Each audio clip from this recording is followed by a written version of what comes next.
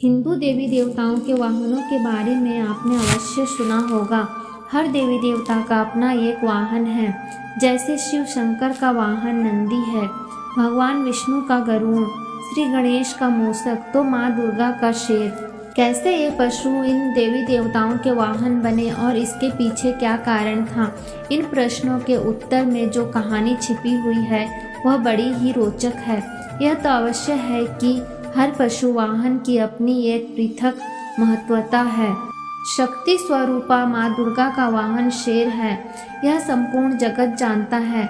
उन्हें माँ शेरावाली भी कहा जाता है। आज हम आपको यह बताने जा रहे हैं कि कैसे शेर माँ दुर्गा का वाहन बना। इसके पीछे दो कथाएं प्रचलित हैं। माँ दुर्गा आदि शक्ति देवी पार्वती का ही प्रतिरूप है।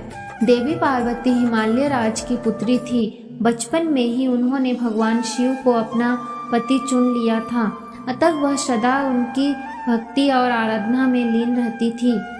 विवाह योग्य होने पर भोले शंकर को पति के रूप में पाने की कामना में वह एक ऊंची पर्वत पर जाकर तप करने लगी। वहां उन्होंने कई वर्षों तप किया। उनके तप से प्रसन्न होकर शिवजी ने उन्हें दर्शन दिया और स्वयं को पति के रूप में प्राप्त करने का वरदान उन्हें प्रदान किया।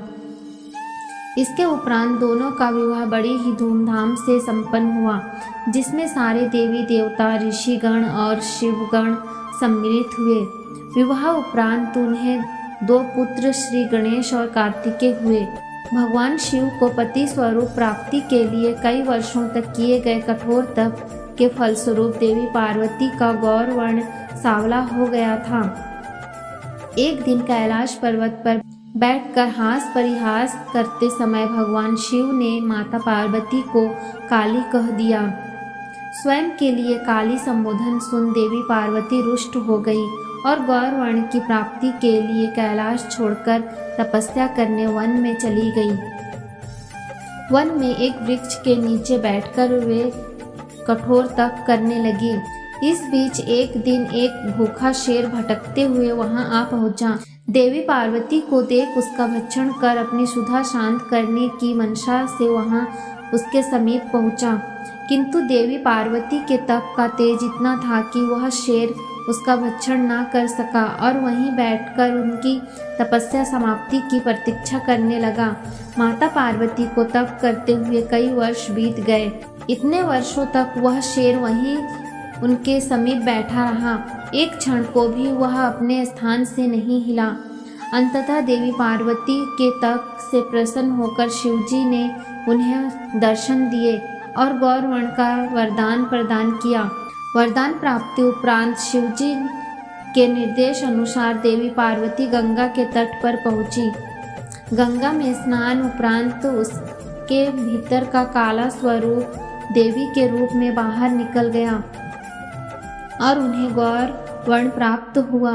तब से उन्हें माता गौरी भी कहा जाता है। उनके काले स्वरूप को देवी कौशकी कहा जाता है। जब माता पार्वती स्नान कर बाहर आई तो उनके तप स्थान पर एक शेर को बैठा हुआ पाया। बाद में उन्हें ज्ञात हुआ कि उनका भक्षण करने आए शेर ने उन्हें अपना ग्रास नहीं बनाया और इतने वर्षों तक उनके समीप बैठा रहा। इस तरह वह भी उनके तप में सम्मिलित रहा। प्रसन्न होकर वर्षों तक तप में साथ देने वाले शेर को उन्होंने अपना वाहन बना लिया। तब से ही माँ दुर्गा का वाहन शेर है और उन्हें माँ शेरावाली भी कहा जाता है। द्वितीय कथा। इस कथा का उल्लेख शंकरधर पुराण में मिलता है। इसके अनुसार भगवान शिव और माता पार्वती के पुत्र कार्तिकेय और राक्षस तारक तथा और उनके दो भाइयों सिंहमुखम और सुरापदमन के मध्य एक बार युद्ध हुआ, जिसमें कार्तिकेय ने उन्हें पराजित कर दिया। पराजय उपरांत सिंहमुखम कार्तिकेय से क्षमा याचना करने लगा। कार्तिकेय ने उसे क्षमा कर शेर बना दिया और माँ दुर्गा के वाहन बनने का आशीर्वाद दिया। तब से सिंहमुखम शेर के रूप में माँ दुर्गा की सवारी है। इसी तरह के और भी पौराणिक कथा सुनने के लिए हमारे इस चैनल को लाइक और सब्सक्राइब जरूर करें। धन्यवाद।